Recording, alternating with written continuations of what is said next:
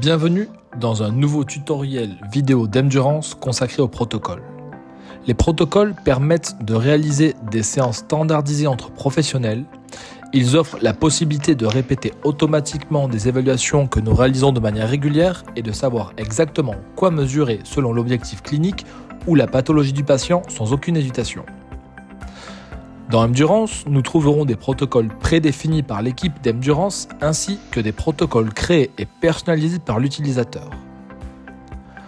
En parallèle, le test classique reste disponible. Il va permettre de toujours pouvoir sélectionner un patient,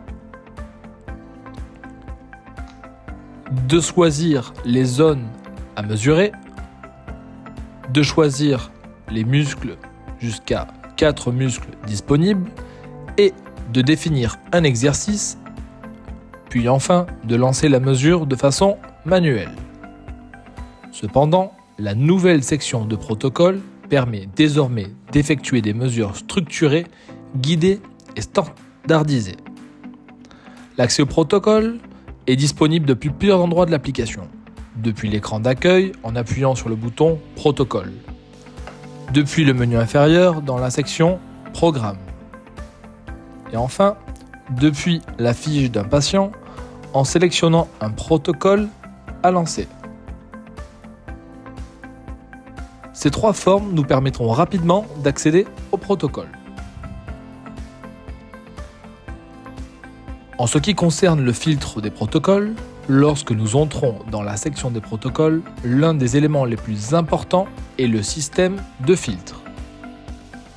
Nous pouvons filtrer par pathologie, c'est le filtre principal. On y trouve les pathologies les plus fréquentes en clinique et il est également possible d'ajouter des pathologies personnalisées.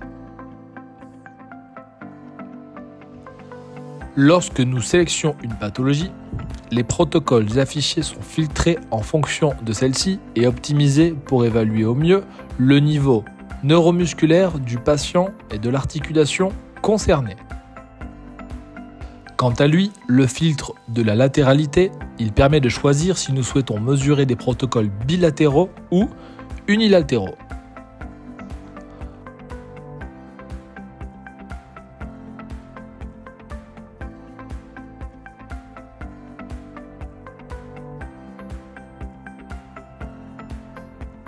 Ensuite, nous avons le filtre par créateur.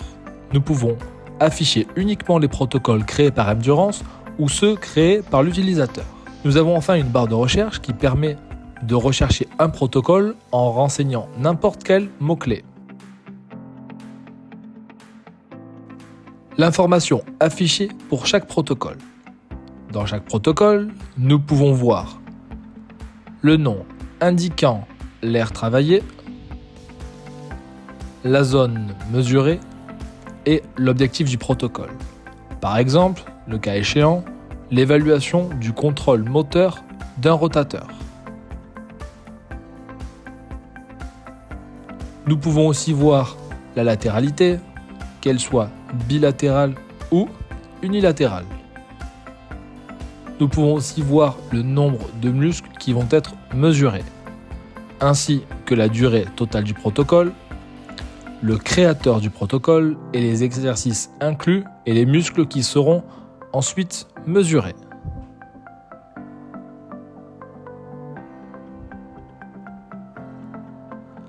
En cliquant sur un protocole, nous accédons à la fiche détaillée de celui-ci.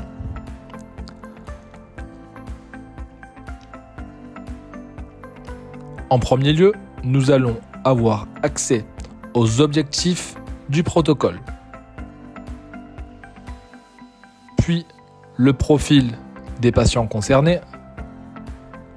Ensuite, nous trouverons les instructions détaillées d'exécution, puis le nombre de répétitions.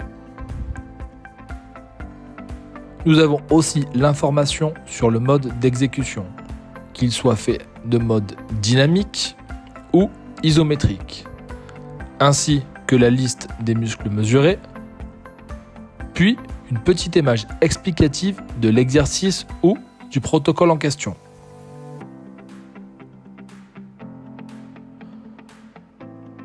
Nous pouvons sélectionner un protocole seul ou plusieurs pour une même session. Dans la section de prévisualisation d'un protocole, une fois le protocole sélectionné, nous arrivons à la section de prévisualisation. Elle représente le nom du protocole et une image de référence, le nombre de répétitions, les instructions détaillées et l'état du métronome, s'il est activé ou non. En ce qui concerne le métronome, il indique le rythme d'exécution via le nombre de battements par minute. Nous pouvons tester le son en appuyant sur l'icône du haut-parleur, permettant au patient de s'habituer au rythme.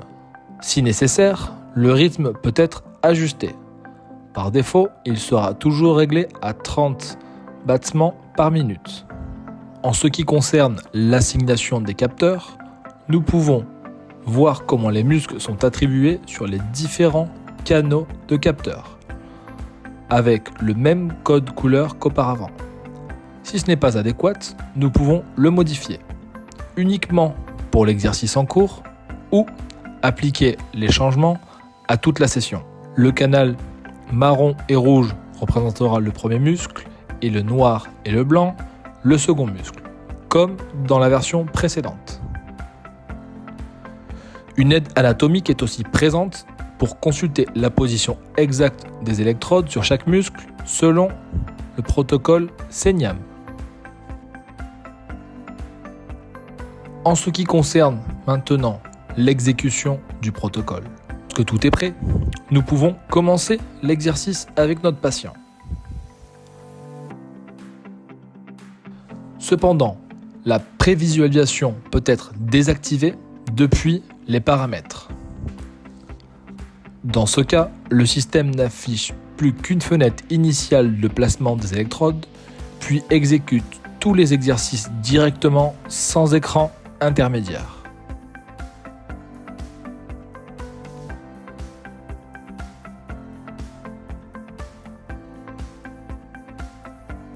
Dans la section de réalisation du test, le fonctionnement reste inchangé jusqu'à présent.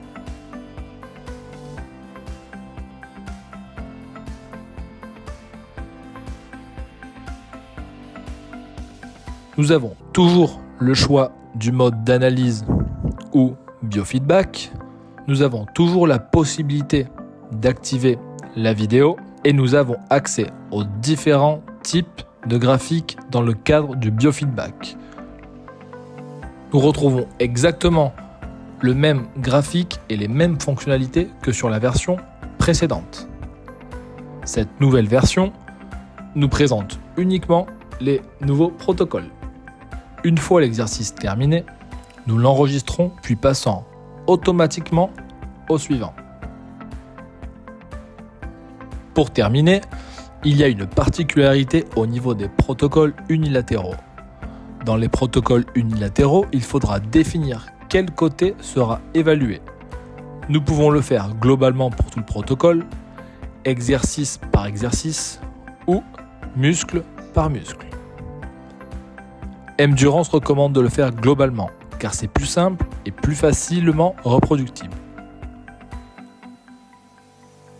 Enfin, l'accès au test classique. En complément des protocoles, le test classique reste accessible depuis plusieurs sections. Depuis le test classique dans le menu principal, depuis Programme dans le menu inférieur, en glissant entre protocole et exercice. Et enfin, depuis la fiche patient, en lançant directement un test classique.